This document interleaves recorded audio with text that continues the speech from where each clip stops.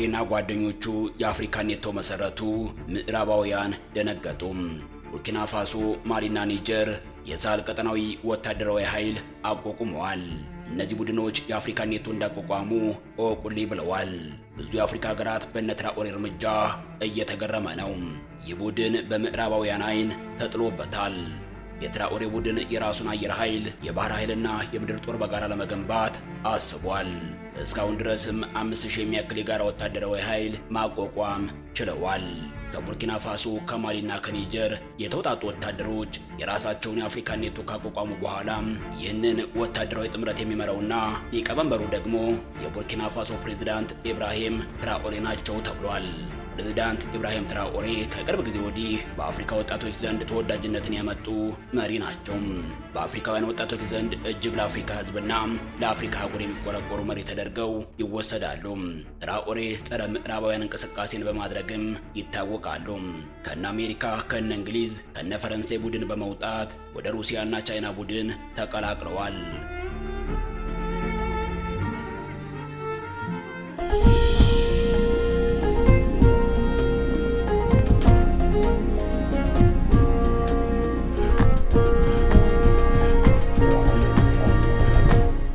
ትራኦሬ ይህንን ከማድረጋቸው በፊት በቡርኪና ፋሶ እጅግ ተወዳጅ የነበሩና በምዕራባውያን ባጭር የተቀጩት ቶማስ ሳንካራ የጸረ ምዕራባውያንን እንቅስቃሴ በአደባባይ በማድረግ ይታወቁ ነበር። ቶማስ ሳንካራ ከምዕራባውያን ጋር ያላቸውን ግንኙነት በማቋረጥ አጋርነታቸው ከያኔዎቹ የሶቪየት ህብረት ጋር በማድረግ የሶሻሊዝም ርዕዮተ ዓለም ተከታይ ሆነው ነበር። ቶማስ ሳንካራ ሀገራቸውን ለማሳደግ ለማበልጸግ እጅግ ብዙ ስራዎችን ሰርተዋል። ሆኖም ግን ቡርኪና ፋሶ በፈረንሳይ ጥርስ ተነክሶባት መሪዋን በድንገት አጣለችም። ፈረንሳይ ቶማስ ሳንካራን በሚወደው ጓደኛው ብሌዝ ኮምፖሬስ መፈንቅለ መንግስት በማድረግ አስገድለዋለች ተብላ እስካሁን ድረስ ክስ ይቀርብባታል። ቶማስ ሳንካራ ቡርኪና ፋሶ በትምህርት፣ በቴክኖሎጂ፣ በግብርና እንዲሁም በባህልና በጥበብ ዘርፍ እንድታድግ በሐቀኝነትና በሀገር ወዳድነት ስሜት የሰሩ መሪ ናቸው። እኒህ መሪ እንደ ሌሎች አፍሪካ መሪዎች በቃላት ሽንገላ ለሀገራቸው ታማኝና አገልጋይ እንደሆኑ አላሳዩም። በቃላት ብቻ ሳይሆን በተግባር ለሀገራቸው በታማኝነትና በአገልጋይነት መንፈስ ለሀገራቸው የሰሩ ድንቅ መሪ ናቸው ተብሎ በቡርኪና ፋሶ ሕዝብ ዘንድ እስካሁን ድረስ ታሪካቸው ይነገርላቸዋል። ቶማስ ሳንካራ እንደ ሌሎቹ አፍሪካ መሪዎች የራሳቸውን ሀብት እያካበቱ ለግል ምንጮታቸው እየኖሩ ሙስና እየሰሩ ሀገራቸውን አልዘረፉም፣ አላዘረፉም። የቶማስ ሳንካራ መርህ አንድና አንድ ብቻ ነበርም።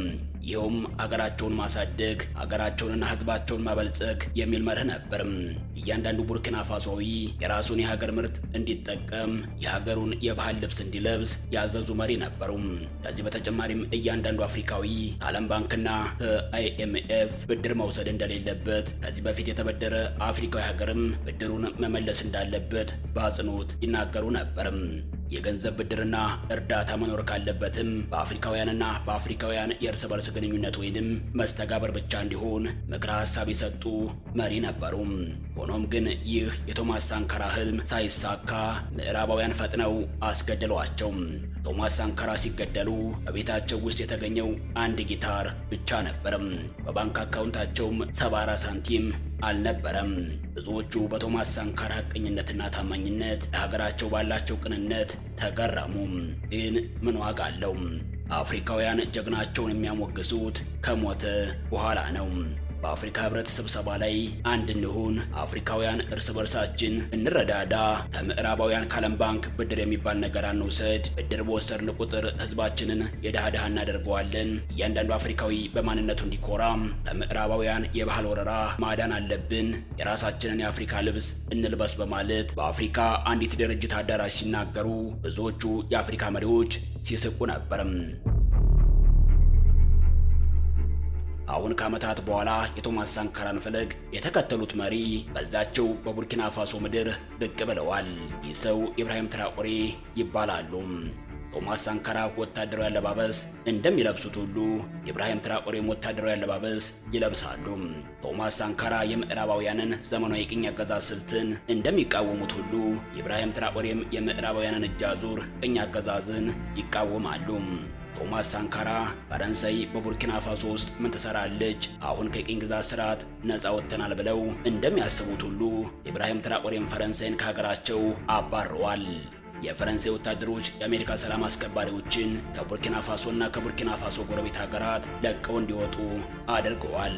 አሁን ደግሞ የአሜሪካን ኔቶ አቋቁመናል እወቁልን ብለዋል።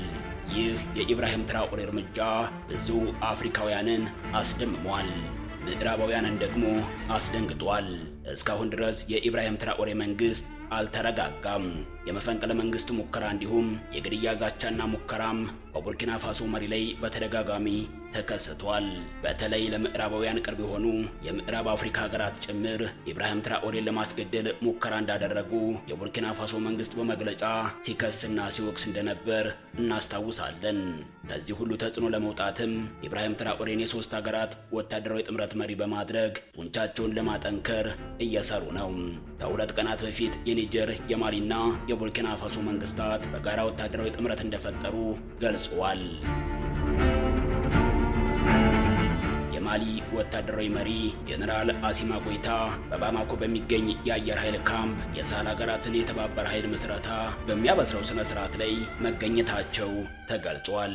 ይህ ኃይል ቡርኪና ፋሶ፣ ማሊና ኒጀር የጠበቀው ውህደት ለመፍጠር በወሰዷቸው ተከታታይ እርምጃዎች መካከል የቅርብ ጊዜ ነው።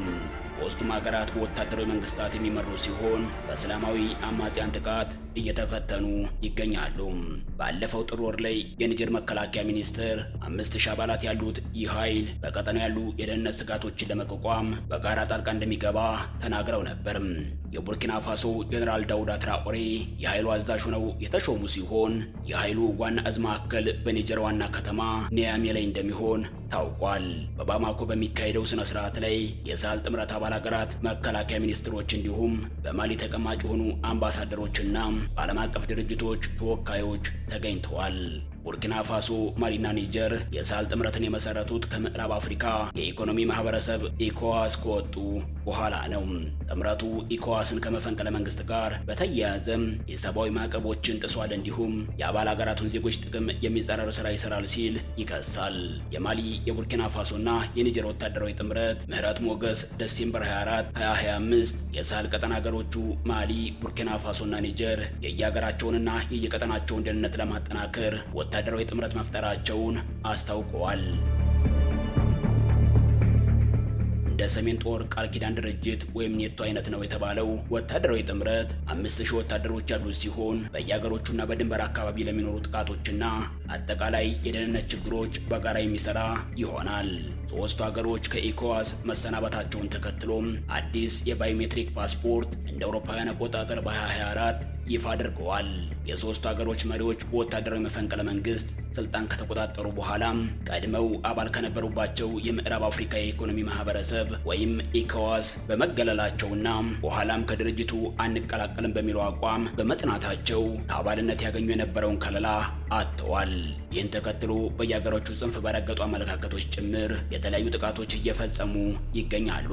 ግሎባል ሴንተር ፎር ዘ ሪስፖንሲቢሊቲ ቱ ፕሮቴክት በድረገጹ እንዳሰፈረው በመካከለኛው ሳህል ቀጠና በሚገኙት በእነዚህ ሀገሮች የታጠቁ ኃይሎች በጎሳ ተከፋፍለው ጥቃት ይፈጽማሉ። በእምነት አክራሪዎችም ለሀገሪቱ ሰላም መስፈን ፈተና ሆነዋል። በንጹሃን ላይ ጭቆናና ጥቃት እየፈጸሙ ነው። የተሻሻሉ ፈንጂዎች፣ ድሮንና ቦምቦችን ይጠቀማሉ። ሶስቱ ሀገሮች የጋራ ወታደራዊ ጥምረት እንዲመሰርቱ ያደርጋቸዋል። ከአልቃይዳና ከአይኤስ እየገጠማቸው ያለውን ተከታታይ ጥቃትና በቀጠናው በነዋሪዎች ላይ ያጋጠመውን የደህንነት ስጋት ለማስወገድ ነው። አፍሪካ ኒውስ እንደዘገበው ሶስቱ ሀገሮች ከኢኮዋስ ከተገለሉ በኋላም የራሳቸውን የሳህል ሀገራት ኮንፌዴሬሽን መስርተዋል። በዚህም የተለያዩ ስራዎችን አብረው ሲሰሩ ከርሟል። ኢኮዋስንም ሰዋዊ ያልሆነም በመፈንቅለ መንግስት ሰበብ ማዕቀብ የሚጥልና ከሶስቱ ሀገሮች ህዝቦች ፍላጎት በተቃራኒ የሚሰራ በማለት ሲወቅሱት ከርሟል።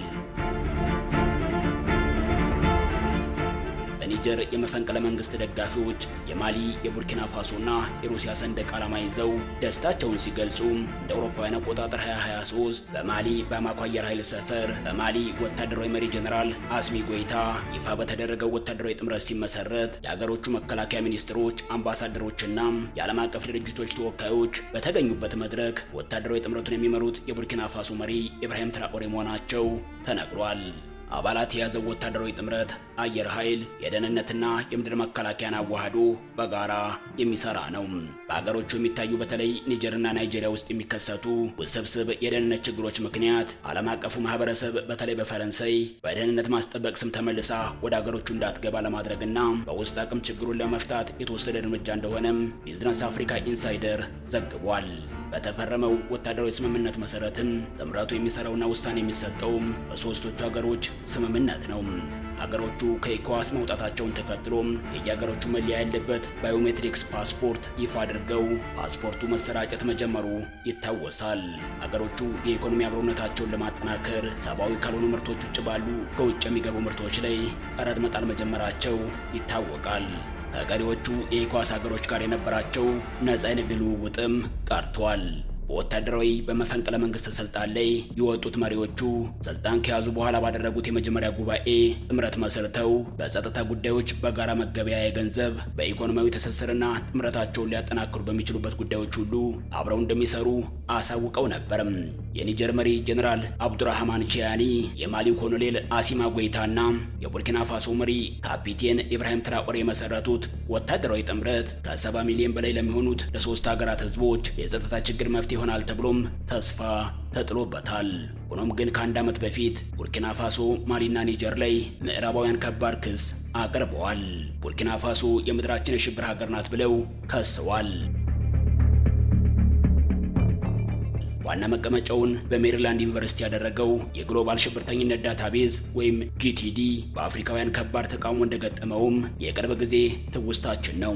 ተቋሙ ሀገራት ይፋ ባደረጉት ሪፖርቱ ቡርኪና ፋሶ፣ ማሊ፣ ኒጀርና ናይጄሪያ በ2025 የዓለም አቀፍ የሽብርተኝነት መናኸሪያ ናቸው ማለቱን ተከትሎም የተለያዩ ሀገራት ተጽዕኖ ፈጣሪዎች፣ ፖለቲከኞችና ዲፕሎማቶች የተቋሙን ሪፖርት የምዕራባውያን የእጅ ጥምዘዛና ለዘመናት ሲዘርፉት የኖሩትን የአፍሪካ ሀብት መባረራቸው በቀል ነው ሲሉ ቁጣቸውን መግለጻቸው ይታወሳል።